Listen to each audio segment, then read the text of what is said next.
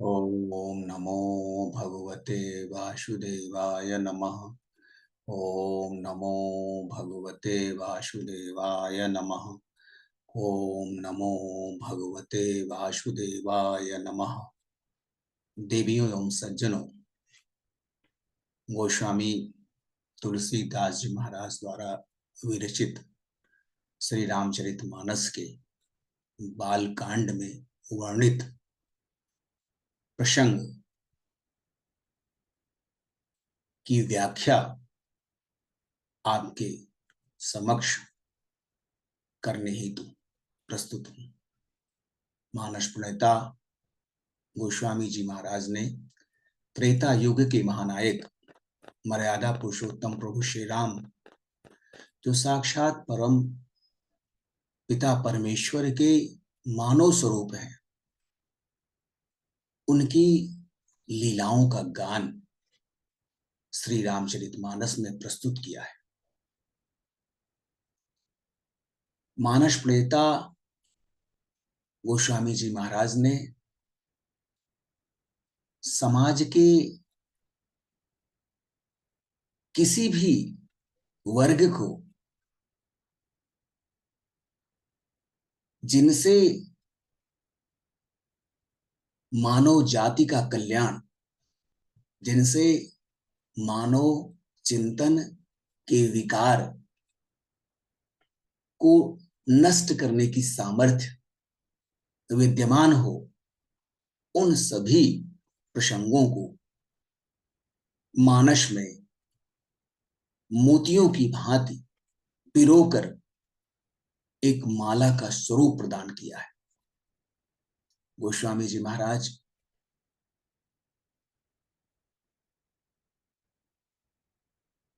का चिंतन अत्यंत परिष्कृत है, अत्यंत ही परिमार्जित है। गोस्वामी जी महाराज कहते हैं, ग्रह भेषज जल पवन पट पाई कुजोग सुजोग होहि कुबस्तु सुबस्तु जग लखहि सुलक्षण लोग। इस ब्रह्मांड में स्थित ग्रह, औषधियां, जल, वायु एवं वस्त्र, ये सभी कुसंगति और सुसंगति के प्रभाव में आकर संसार में बुरे और भले पदार्थ का स्वरूप ग्रहण कर लेते हैं। केवल ऐसे चतुर प्राणी, ऐसे विचारवान व्यक्ति जो इस तथ्य को समझ पाते हैं, उन पर भगवत की विशेष कृपा होती है। सम प्रकाश तम पाख दुहु नाम भेद विधि कीन शशि शोषक पोषक समुझी जग जस अपजस दीन। परमात्मा ने प्रत्येक मास के दोनों पखवारों में चांदनी और अंधेरा समान रूप से प्रदान किया है। चांदनी पक्ष सज्जनता का प्रतीक है और अंधेरा पक्ष दुष्टता व दुर्जनता का प्रतीक है। किंतु विधाता ने, परमपिता परमेश्वर ने इनके नाम में भेद कर दिया है। चांदनी पक्ष का नाम शुक्ल पक्ष रखा है तथा दूसरे पक्ष का नाम कृष्ण पक्ष रखा है। एक को चंद्रमा का बढ़ाने वाला और दूसरे को उसको घटाने वाला समझकर संसार ने एक को सुयश और दूसरे को अपयश दे दिया है। अमावस्या कालिमा का प्रतीक है, कृष्ण पक्ष कालिमा का प्रतीक है, जहां अहंकार रूपी अंधकार विद्यमान है। उसी प्रकार से शुक्ल पक्ष ज्ञान का प्रतीक है जहां प्रकाश और शीतलता विद्यमान है। जड़ चेतन जग जीव जत, सकल राममय जानी, बंदो सबके पद कमल, सदा जोरि जुग पानी। इस संसार में जितने भी जड़ एवं चेतन जीवात्माएं हैं, उनमें सब में परमपिता परमेश्वर का स्वरूप है, ऐसा मानकर मैं उन सब के चरण कमलों की वंदना करता हूं। आत्मा परमात्मा का स्वरूप है। प्रत्येक आत्मा जिस भी जीव में विद्यमान है, वह सभी आत्मा उस परमपिता परमेश्वर का एक परमाणु है, जो विभिन्न शरीर धारण कर इस लोक में अपने अपने निर्धारित कर्म का संपादन करते हैं। देव धनुज नर नाग खग, प्रेत पितर गंधर्व, बंदाओ कुन किन्नर रजनिचर, कृपा करहु अब सर्व। देवता, दैत्य, मनुष्य, नाग, पशु पक्षी, प्रेत, पिशाच, पितर, गंधर्व, किन्नर और राक्षस, सबको मैं प्रणाम करता हूं। इन सबकी कृपा मुझ पर अनवरत बनी रहे, क्योंकि ये सभी उस परमपिता परमेश्वर की ही सृष्टि हैं। उसी परमपिता परमेश्वर की एक अणु का वास इन समस्त जीवों में है। आकर 4,84,000 जाति जीव जल थल नभवासी, सिय राम मैं सब जग जानी, करूं प्रणाम जोरि जुग पानी। इस धरा पर, इस भूमंडल पर 84 लाख योनियां हैं। जिन 84 लाख योनियों में स्वेदज, अंडज, उद्भिज, जरायुज जीव जल, पृथ्वी और आकाश में रहने वाले हैं। उन सबसे भरे हुए इस अलौकिक संसार को प्रभु श्री राम व माता सीता से युक्त मानकर मैं दोनों हाथ जोड़कर प्रणाम करता हूं। जानि कृपा कर किंकर मोहु, सब मिलि करहु छाड़ी छल छोहु, निज बुद्धि बल भरोस मोहि नाही, ताते विनय करहु सब पाही। गोस्वामी जी महाराज दैन्य भाव से, दासत्व भाव से मर्यादा पुरुषोत्तम प्रभु श्री राम की आराधना करते हैं, उनके प्रति भक्ति भाव रखते हैं।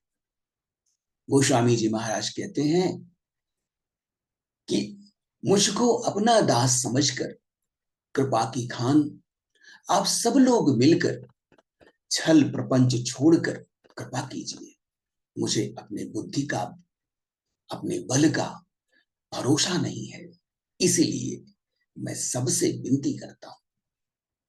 करन चाहूं रघुपति गुण गाहा, लघुमति मोरि चरित अवगाहा, सूझन एक अंग उपाओ, मन मति रंक मनोरथ राओ। मैं श्री रघुनाथ जी के गुणों का वर्णन करना चाहता हूं, जो इतना सहज नहीं है।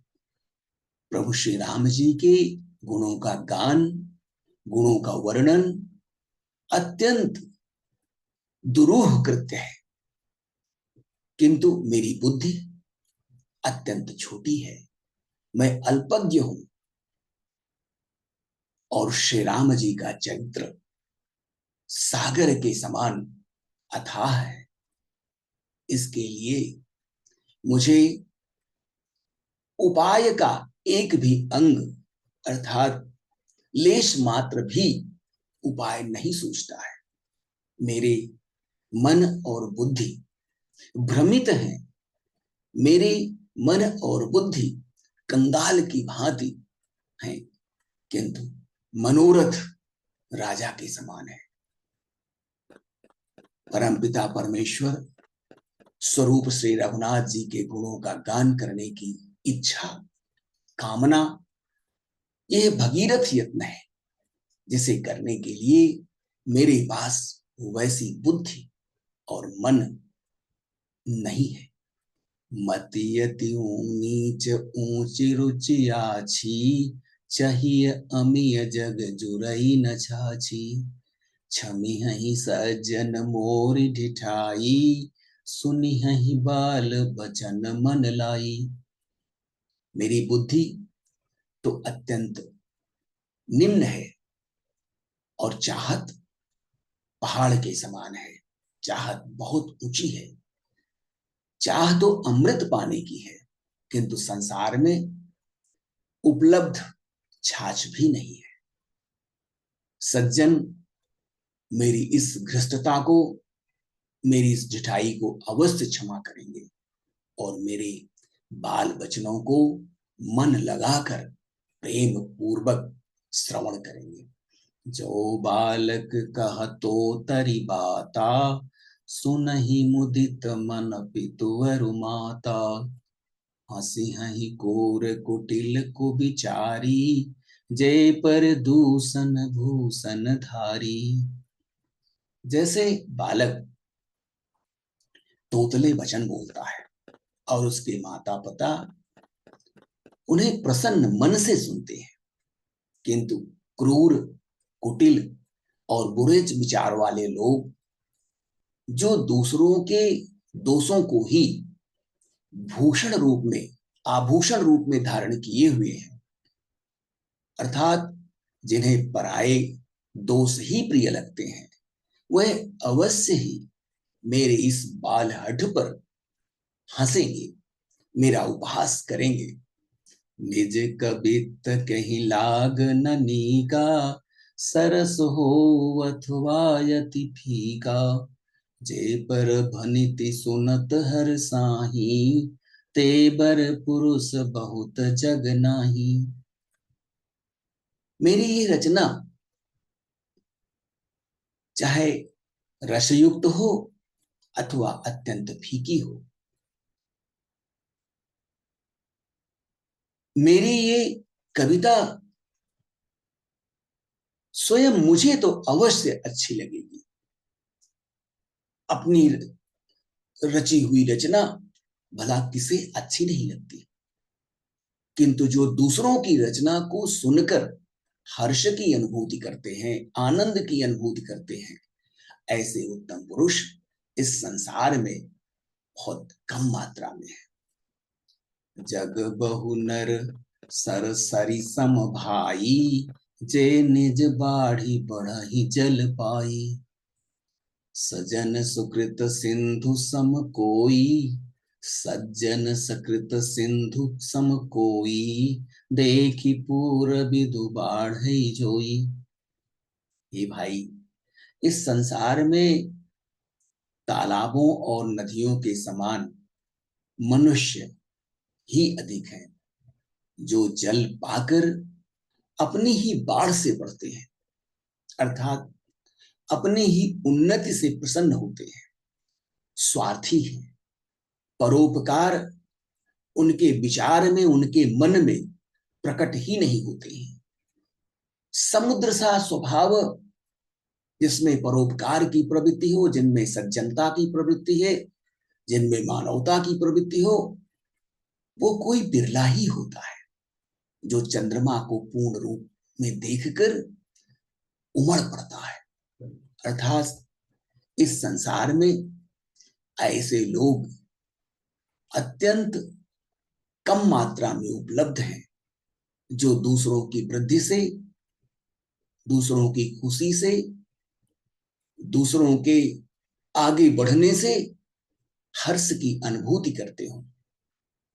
प्रायः इस संसार में बहुतायत में वैसे प्राणी हैं जो अपने स्वार्थ की पूर्ति में ही अपना सर्वस्व मानते हैं। अपनी स्वार्थ सिद्धि के आगे उन्हें किसी और के कुशल की, किसी और की समृद्धि की कोई कामना ही नहीं होती। ऐसे लोगों को सज्जन की श्रेणी में कदापि नहीं ला सकता। जो स्वार्थ के वशीभूत होकर स्वार्थ में चिंतन रखते हुए केवल स्वार्थ सिद्धि में संलग्न है, ऐसे प्राणी इस संसार में अधम व निकृष्ट श्रेणी में माने जाते हैं।